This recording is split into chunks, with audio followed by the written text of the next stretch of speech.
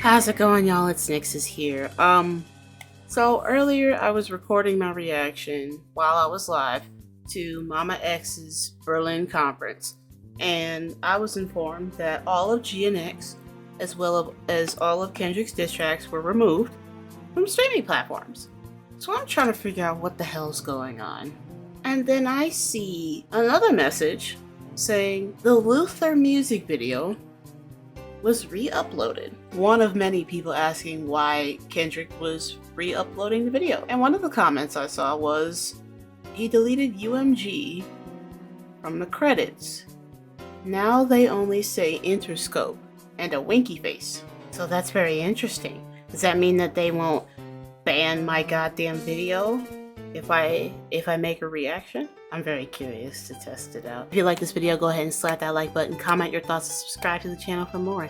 Without any further ado, we're gonna get into it.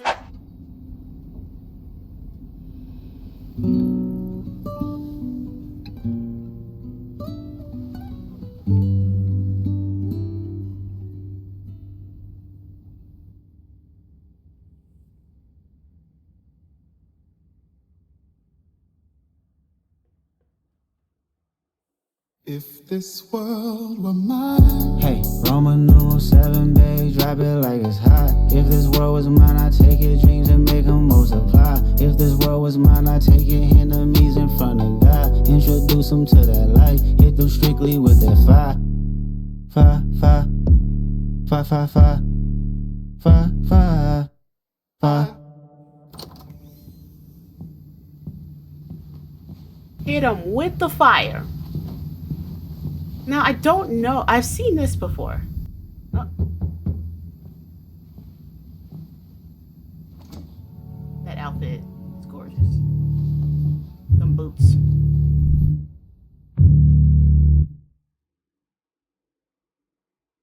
Hey, Roman numeral 7, babe, drop it like it's hot. If this world was mine, I'd take your dreams and make them multiply. If this world was mine, I'd take your enemies in front of God.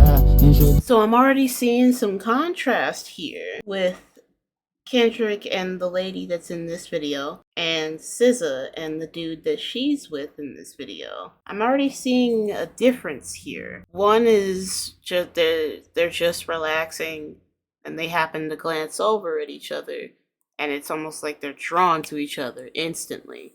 It's like they can't look away. My brain just made a connection, but I'll get to it in a second. But you know, there is some sort of magnetic force that's drawing them to each other.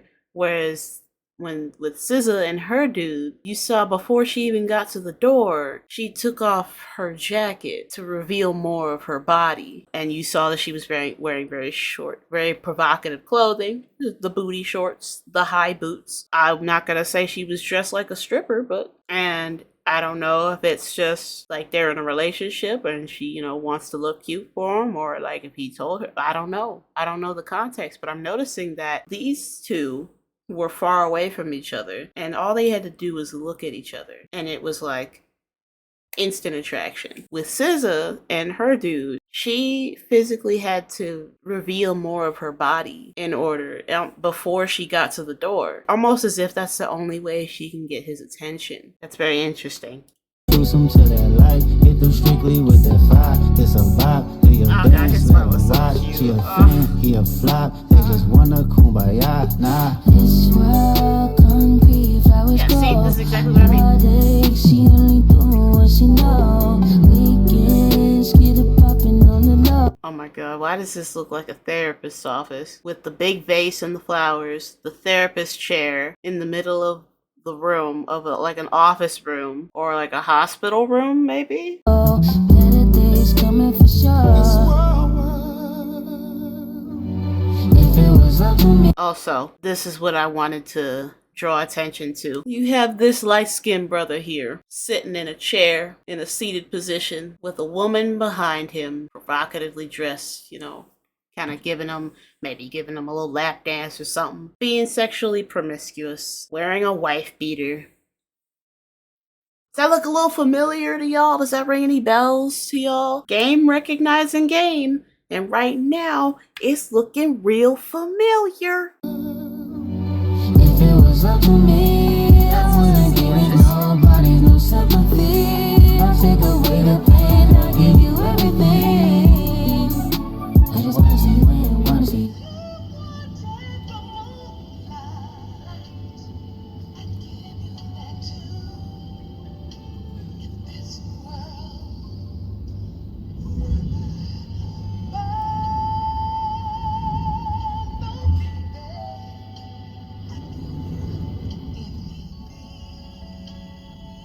And you can see the muscles on the face. Like she was about to smile, but she was trying to keep it cool.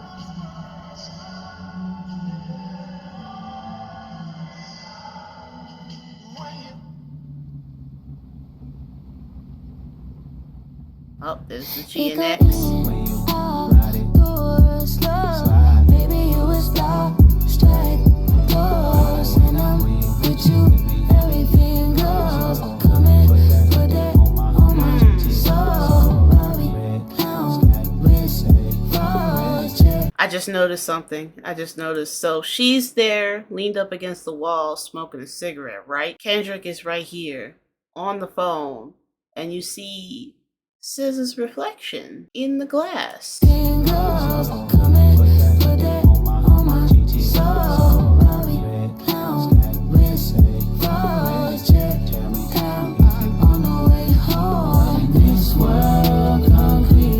my god, the contrast, just the cut from SZA and her dude, and you see the dude sitting in the back watching from a distance while she's doing this provocative dance on the floor, almost like how a guy would sit and watch, you know, a stripper from afar doing a dance and everything. And this shot, I love everything about this shot. This is playing with some real optical illusion type shit here, because you can see there's clearly a background, but in here it's like it's a whole room. This is giving me like a whole liminal space thing, and just, oh my god, because it looks like it's a projection from the top, but at the same time it looks like a door.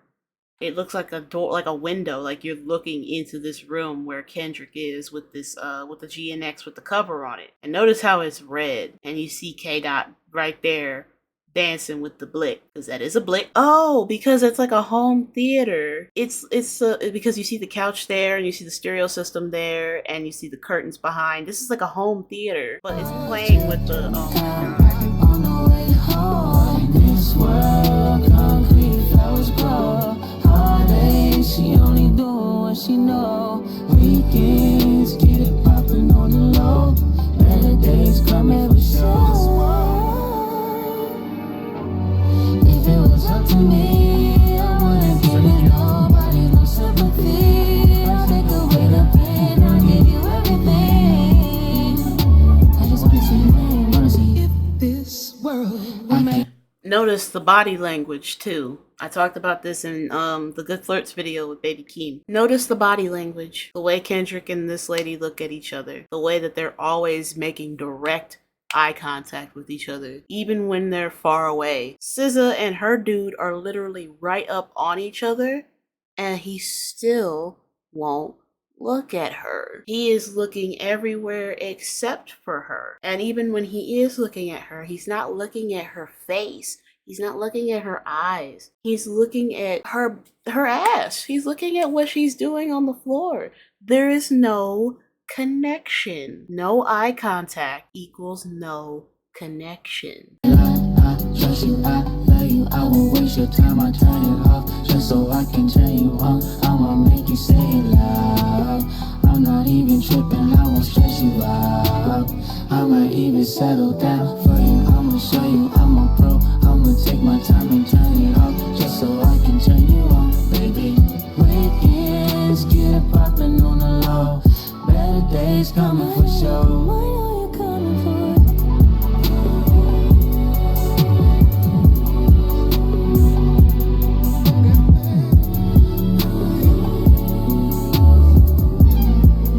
If this world were mine.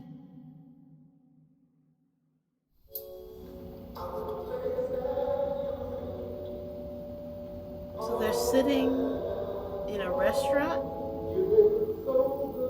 with the Luther and Cheryl Lynn playing on the radio.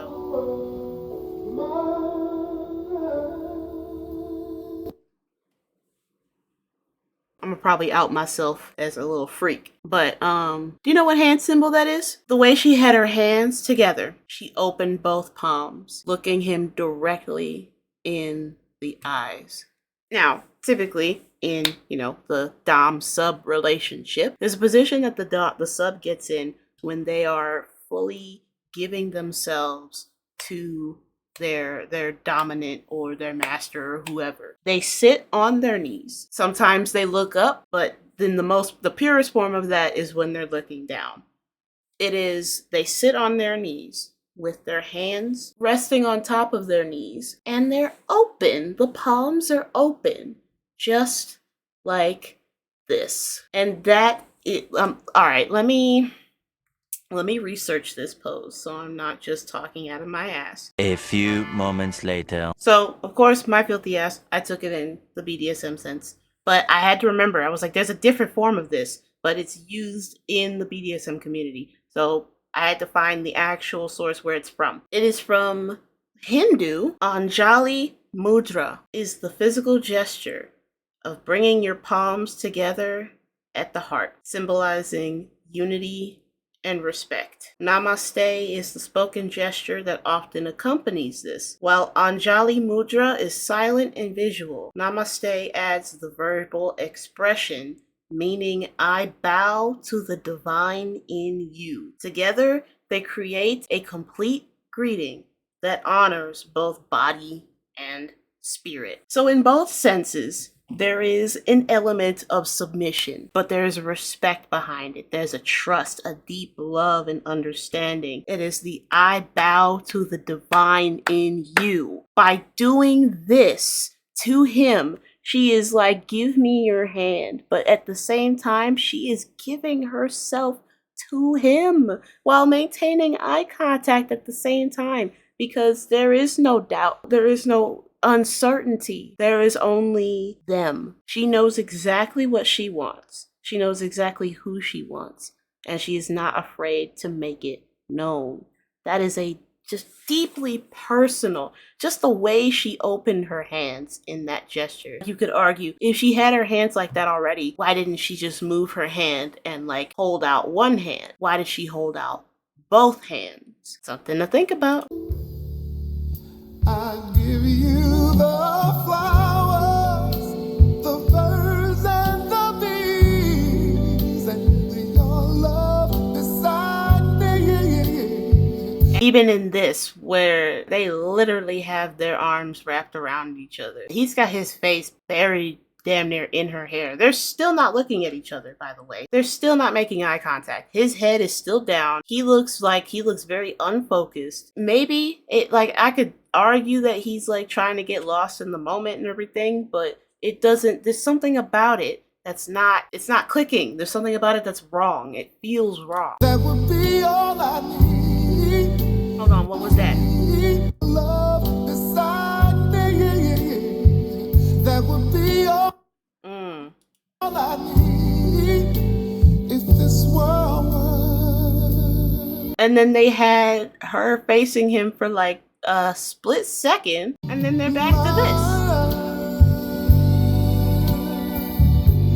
I'd give you anything. Even when they're facing each other, there is still no eye contact.